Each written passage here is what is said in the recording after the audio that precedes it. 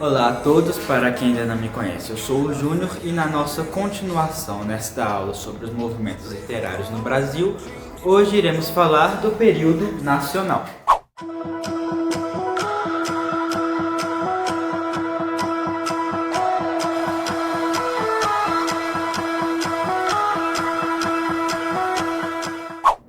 Bem, esse período se dá num contexto de pós-independência do Brasil, porém nosso país ainda é muito culturalmente influenciado pela Europa, mas aqui já começa uma busca pela identidade de um povo brasileiro.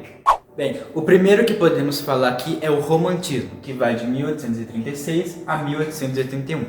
Como dito, ele se passa num contexto de pós-independência e se opõe ao arcadismo.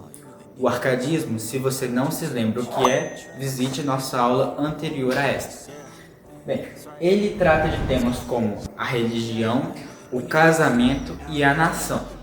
Além disso, tem uma visão muito subjetiva e individual, uma visão muito romântica da realidade, né? O escritor do romantismo, ele olha para a realidade, mas ele escreve só aquilo que convém. Ele tem uma visão idealizada de tudo, ele vê as coisas por um filtro pessoal e, embora ele produza obras originais, né, baseadas nessa visão individual dele, ainda não é uma obra que está muito preocupada com a realidade em si, mas sim com a própria, digamos, realidade que aquela pessoa vive e como ela vai enxergar ela.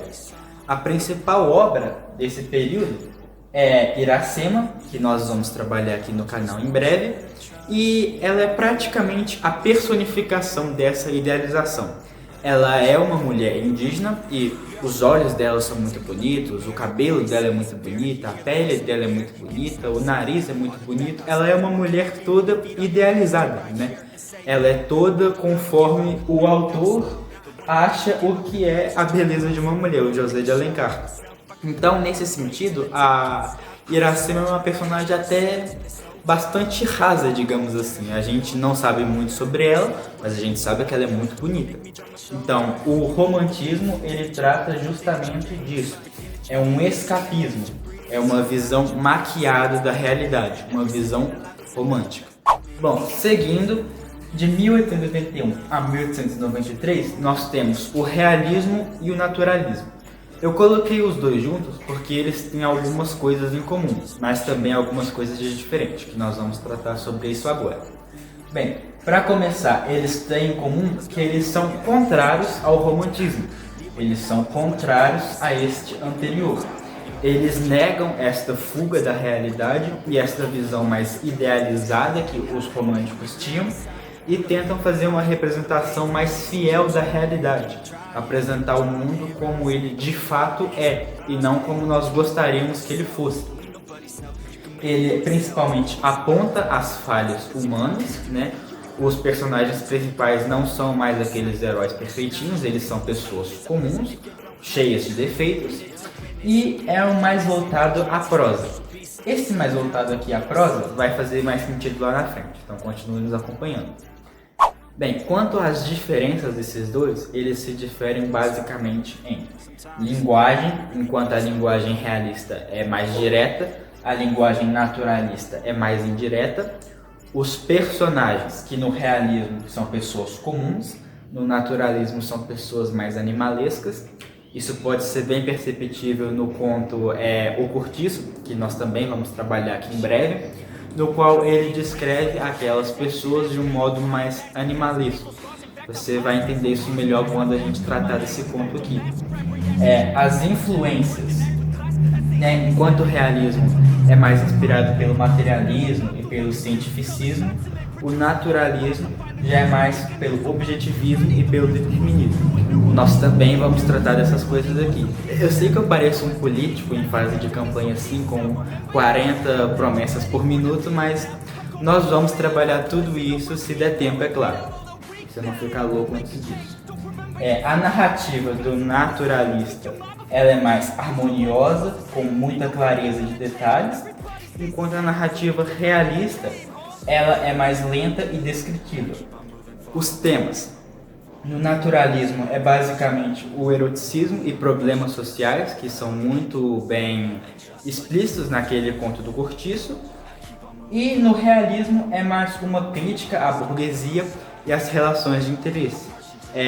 Na parte da relação de interesse, nós podemos citar, por exemplo, o conto Memórias Póstumas de Brás Cubas, que nós vamos falar aqui também.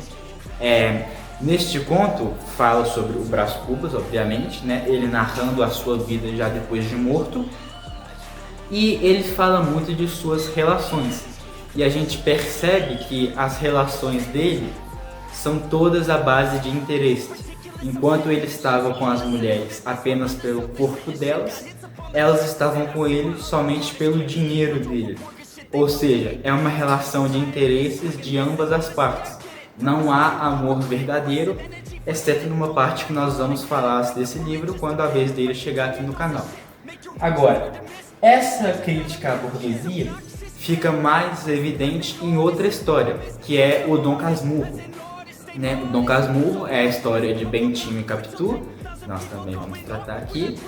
E nessa história é basicamente um homem escrevendo as suas memórias, porque ele tem dúvida se a sua falecida esposa o traiu ou não o traiu. Então, em resumo, tanto realismo quanto naturalismo, embora se divergem nessas coisinhas aqui que nós falamos, eles são contrários ao romantismo, eles têm uma visão mais pé no chão, mais realista da coisa, e eles também apontam as falhas humanas, os personagens como eles são, né? Não são personagens tão rasos como a Iracema, por exemplo, né? A Capitu, que é do livro de Dom Casmurro, em comparação à Iracema, ela é uma personagem muito mais complexa, com muito mais nuances, com muito mais coisas para se interpretar do que a Iracema. Sobre as principais obras, nós podemos citar Dom Casmurro, de Machado de Assis, O Cortiço, de Aloysio de Azevedo, né? O Cortiço, ele é uma história que fala de uma localidade ali, um cortiço, onde quem manda é um homem muito rico chamado João Romão, e ali se desenrola todas as situações que aquelas pessoas vivem, né? Uma situação que fala bastante da miséria daquelas pessoas, elas são todas muito pobres, e o João Romão contribui para que elas continuem pobres, e são pessoas marginalizadas, isso é, à margem da lei. Já o Dom Casmurro é uma história, né, de Bentinho, um homem que ele se relaciona com Capitu e que conta a história deles desde que ainda eram crianças, porém em um certo momento ele fica com a dúvida se Capitu está traindo ele ou não. E acontecem muitas coisas, né? A Capitu chega a morrer, mas mesmo depois de morta, essa dúvida ainda o consome, né? Ele não tem essa resposta, que varia um pouco de interpretação. Eu tenho a minha interpretação aqui, que eu vou compartilhar com vocês quando eu fizer um vídeo só disso, né? Vou levantar uns pontos de por que eu acho que ela não o traiu, mas isso vai ficar para o próximo vídeo. Bem, seguindo isso, nós chegamos ao parnasianismo, que vai de 1832 a 1893. O parnasianismo, a gente diz que ele é a uva passa dos movimentos literários, porque ninguém gosta dele, mas vamos trabalhar com ele aqui brevemente. Ele também tem uma visão mais realista, assim como esses dois, porém ele é mais voltado para a poesia. Lembra aqui que eu tinha notado que o realismo e o naturalismo são mais voltados para a prosa? Então, aqui é mais voltado para a poesia. E algumas características dele vai ser relativo à forma como essas poesias são construídas, né? Uma perfeição formal, ou seja, a forma como é escrito, rimas ricas, e ele não fala muito de política, religião ou sentimentos. E aí você pode pensar, tá, mas sobre o que ele fala então, já que não é sobre essas três coisas, né, que eram bem comuns aqui?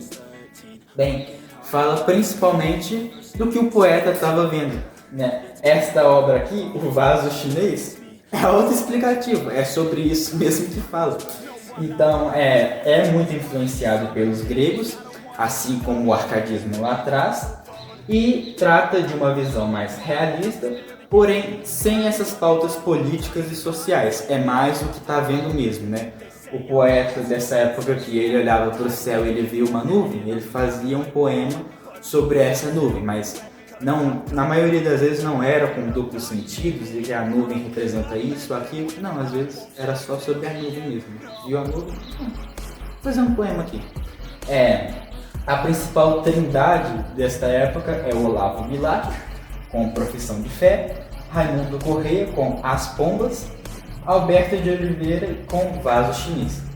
Bem, chegamos aqui no último, que é o simbolismo, que vai de 1893 a 1902. Ele não fez tanto sucesso assim no Brasil, há muitas obras aqui no nosso país sobre isso, mas não tanto quanto esses aqui que ficaram para trás, né? As principais características deles são a musicalidade e a espiritualidade. Essa musicalidade se refere à forma como as palavras tomam. E, portanto, às vezes essas poesias aqui eram ilógicas, porque para eles o que mais importava era o som e não o sentido. Por isso que quando você olha isso sem esse contexto aqui da musicalidade, algumas escrituras desse tempo você olha e você não entende muito bem, você pensa, tá, mas o que esse cara quis dizer? E às vezes ele só escolheu aquela determinada palavra que mudou todo o sentido porque a palavra soava bem com as que vieram antes. Ou seja, ela é ilógica, pois o som é mais importante que o formato. Claro, isso não se aplica a todos, mas é comum você ver isso. No quesito de espiritualidade, fala muito de sonhos, né? O mundo dos sonhos, e é um vocabulário litúrgico, isto é, com palavras ligadas à religião.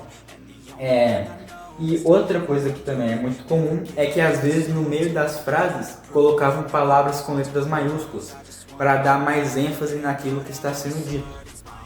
Um principal autor é Cruz de Souza, que escreveu Faróis, mas além deles podemos citar Alfonso Guimarães com Ismalho. Bem pessoal, nesse vídeo vocês viram todas as fases do período nacional 1. Continue nos acompanhando para ver o período nacional 2 e para me ver falando das obras que eu já marquei que nós vamos falar em breve. Obrigado por assistir e até a próxima!